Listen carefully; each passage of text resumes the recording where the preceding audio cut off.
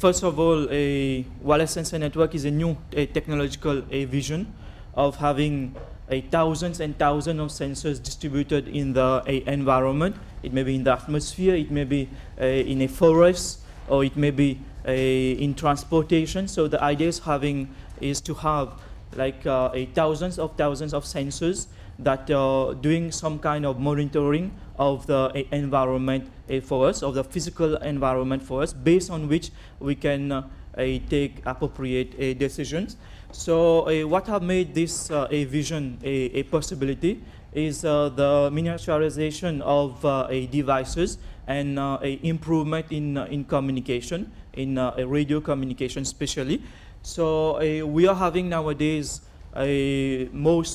smaller and smaller devices, sensors, which are quite cheap and becoming cheaper and cheaper also. So what we are trying to do with sensor network, we are trying to push the connectivity out of the PC, so no more using a PC to, to do monitoring. So we try to send the computers, so in terms of sensors in the environment, so in terms of very cheap sensors that we can distribute in the environment, and that will do the monitoring for us. So the idea is having thousands of sensors everywhere that will be doing monitoring for us, and we can take appropriate decisions. So as such, each sensor in itself doesn't have much capability, because these sensors are quite small with very low processing capability and very low energy level. But when taken as a group, when taken in terms of thousands, those sensors can monitor the environment in great detail for us. So the vision is to construct a network of very small, inexpensive devices that are connected via a radio, and that especially very important characteristic for wireless sensor network is that they would be unattended, meaning that once you distribute it, it may mean that from the plane you throw excuse me, so you throw thousands of sensors in the environment. It may be in enemy areas, it may be in the forest, so that you won't be able to track down and go and attend the sensors if ever, for example, it becomes faulty. So once you throw it in the environment, it is up to itself to perform its task, and you won't be able, for example, to go and change a battery of a particular sensor. So and there also an important shift now from a shift in paradigm from the individual device, which is no longer of crucial importance. So the one sensor is not important for me. It is the group of sensors together that is important for me. So if one of the sensors die, meaning that it is faulty, it cannot operate, it doesn't matter much for me, because I have thousands of those that will still be working for me. So there is a shift in focus to individual devices to now the group and a cooperative idea of devices. These are a few pictures of modes, those very small sensors that are under development. Wireless sensor networks offer us great opportunities, in terms of applications. It goes up to where our imagination can go. So in terms of military surveillance, not apply as such to us in Mauritius, but especially in terms of monitoring environment, soil monitoring, water monitoring, in terms of the sea monitoring, in terms of seismic action monitoring. So in terms of monitoring of the environment, it can be used heavily. In terms of habitat monitoring, in terms of monitoring animals in the forest, population of the animal, behavior of animal. Structural monitoring in terms of building roads, bridges. So all these can be monitored using small sensors. You have traffic control, especially in supply chain management for transportation of goods. You have machine surveillance, important machine surveillance in terms of wear and tear for machine, especially in terms of precision agriculture. You can distribute sensors in the sugarcane fields to monitor a moisture, to monitor in terms of the soil constitution, so that you will know where irrigation is most needed. So in terms of medicine and healthcare, we are talking more and more now about body sensors, so increasingly being used. So all these are examples of where a sensor network can be very useful. However, a sensor network have got some unique characteristics that makes it quite complex and tedious to work with. Some of those are here. So highly dynamic and complex environment. So those sensors are distributed in very harsh environment. It can be distributed in volcanic area. It can be distributed in enemy areas in the forest. So very harsh environment. So untethered and unattended sensors. So untethered meaning that it is not accessible as such. When it is distributed, very often it is not accessible and should remain unattended, meaning that it should work on its own. Okay, so this is why self-organizing, self-regulating, and self-repairing is needed for such kind of network. So network topology is not fixed. We are used to having topologies, fixed topologies for network, a bus, ring, all these are no more valid for sensor networks, because those sensors need to create on a dynamically their topology, so, and it keeps on changing depending on the network condition. And very important that currently most work are application oriented. So I have to develop an application for monitoring the environment, habitat monitoring, for example. I develop a particular communication protocol, communication architecture, and application for this particular domain only, and which is very restricted to this particular domain only. So we don't have a agreed architecture, agreed protocol that can be used for different application and different domains. A few challenges. Sure, I've already mentioned, by now you already guessed that one of the main problems is energy in sensor network. Those very small devices are battery powered, they are thrown in the environment, so you cannot throw a sensor from the plane in the forest to do some monitoring for you for it to last 1 day or 2 days. It will be meaningless. So we want those sensors to last years, okay, in terms of 3 years, 4 years. So for a particular sensor with which is battery operated to last 3 years, we need to perform very energy efficient operation on those sensors. So one of the main challenge for wireless sensor network remain energy efficiency and energy consumption in those sensors. So you have also show lack of programming abstraction, okay, for sensor network. Still a lot of work is currently being done, but we don't have this programming abstraction that will help anyone, any programmer develop a sensor network application. We don't have this layer of programming that have already been developed and established for application developers. You have heterogeneity of the available hardware. We have different kind of sensors, different kind of hardware that will be distributed in the environment. So how you manage the difference in complexity, the difference in the way that the information is processed. So we again need some kind of layer in between to map those complexities from the application program. So those who understand a distributed system, you already know where I'm heading. I'm heading towards the middleware that will help us to meet those challenges. So, but for this presentation, I'll be talking only on the communication aspect. Okay, so communication in wireless sensor network again have got some unique characteristic. So wireless sensor network application needs to collect data from a wide variety of sensors. I'm talking about thousands and thousands of sensors. So we have to collect a lot of data from many sensors. So from a dispersed contingent of sensor node, and continuously pulling data from each and every sensor make the task very difficult, and it will lead eventually to a overload in the network, congestion, and especially a wastage of energy. So I cannot afford, I don't have the luxury as such in wireless sensor network to communicate with each sensor and request data every second or every minute. If I do so, the whole network will be down in matter of hours. So remember well what I've told you, that we need to have a energy efficient operation. I want the sensors to work for years for me to do the monitoring. So this is why, again, we need to have energy efficient operation. So in most applications, data transmission is triggered when either an event occurs. So fortunately, it's not about continuously monitoring. It's about when something happens. For example, in the forest, you have distributed thousands of sensors that are monitoring whether we have a fire break somewhere. So it's only when there is a fire break, when there is a fire somewhere, that this is the event that we are monitoring.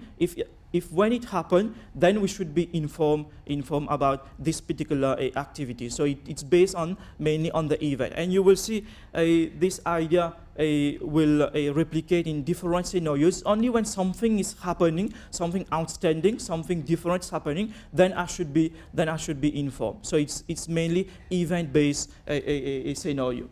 So and very often those sensors and the monitoring application, they might not be present at the same time always. So all these suggest us that the traditional request a response approach is not valid for sensor network, where both should be present and you communicate individually with each node. So we need to find something else. And fortunately, we do have a publish subscribe, which have been heavily used in distributed system, well investigated.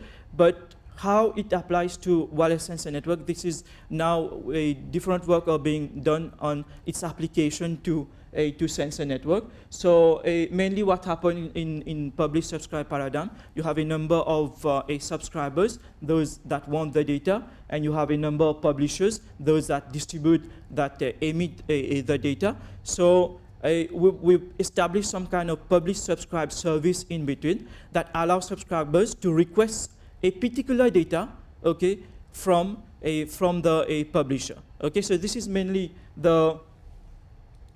So you see subscriber subscribing to a particular kind of data, and not necessarily to all requesting information from all the sensors, which is very inefficient as we have seen before. So the publisher, the corresponding publisher, the publisher that have got this particular information will submit some kind of notification, okay, and the publish subscribe service will return the result to the subscriber. So basically, this is a very simple idea, okay, that we are trying to adapt to wireless sensor network, but we cannot adapt it as it is, the publish subscribe, as it is in sensor network, because sensor network have got some different characteristics, remember, well, in terms of topology, in terms of the dynamic, and in terms of the energy constraint. So we are trying to adapt publish subscribe paradigm to a wireless sensor network, and especially we are talking more about content-based publish subscribe variant, which is a variant of the publish subscribe system. So here it makes sense, because in wireless sensor network, it's not exactly the specific sensor which is important, its ID, from where it is coming,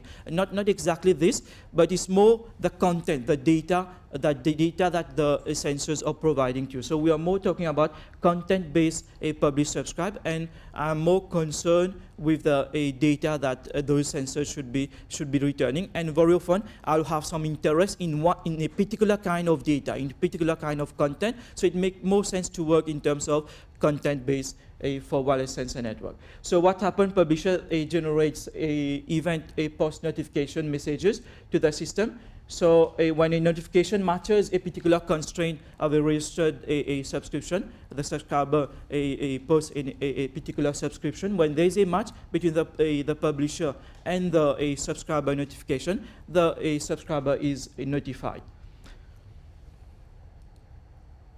So this is just an example of content-based publish subscribe variant.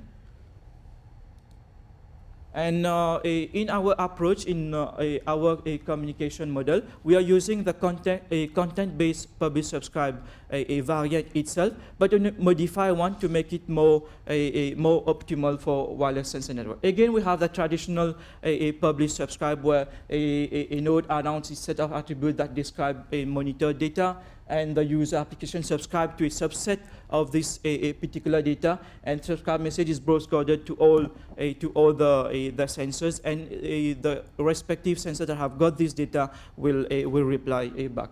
However,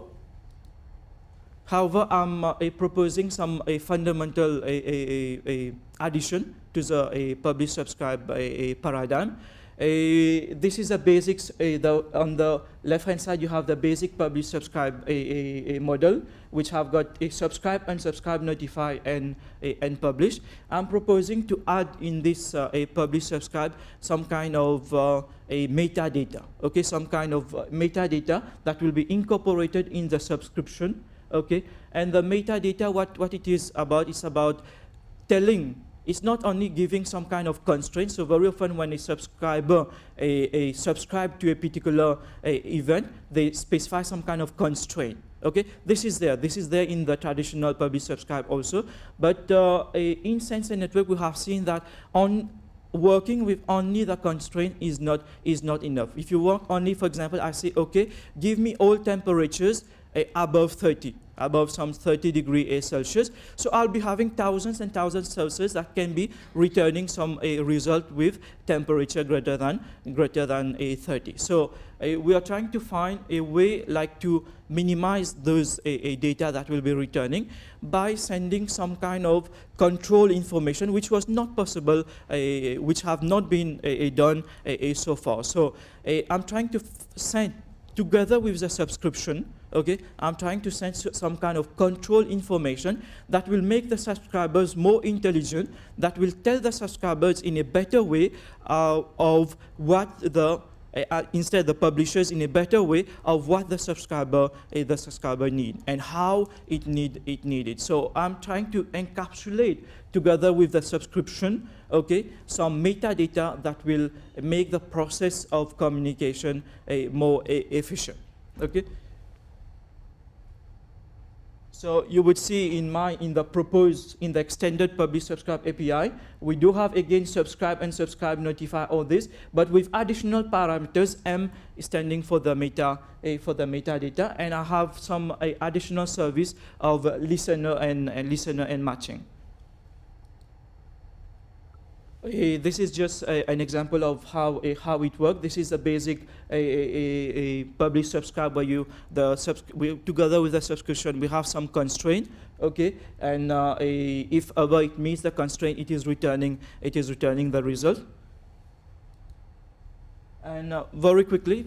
So what we are trying to do here is try to influence the communication. Okay, try to influence the communication of the subscriber a notification, and what the publisher is returning. So with the metadata, I'm trying to explicitly influence the properties of the communication or sensing process. Unfortunately, I don't have time to go into the details of its implementation.